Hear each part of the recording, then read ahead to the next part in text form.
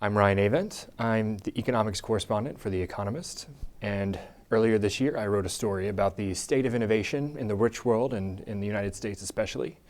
There's been a lot of concern, particularly over the last few years, but also predating the Great Recession, that some of the trends we've observed in income growth, slowing of wage growth, and employment and things like that have been indicative of something more serious wrong with the U.S. economy.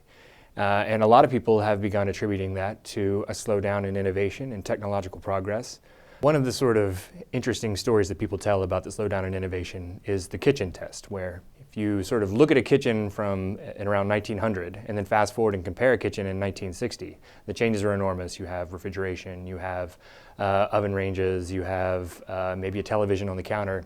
Then fast forward again from 1970 to now, and the improvements are minimal. And so people say, where are all the fancy new gadgets? Where's the robot cooking my breakfast? Now, you may have someone who has an amazing smartphone in their hand with a touch screen that can identify all the stores around them that sell a particular product and can lead them there using a GPS system. And they may just think that this whole story seems a little bit crazy. How could we possibly be having a technological stagnation?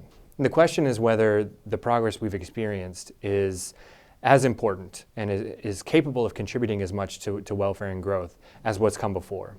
The gains from indoor plumbing in terms of convenience, in terms of sanitation and the effect on well-being and health were really enormous. They just changed urban life and human life in a way that it's very difficult to replicate. It's hard to come up with new innovations that do that. And maybe we have that with computing. I sort of think that we do have that with computing.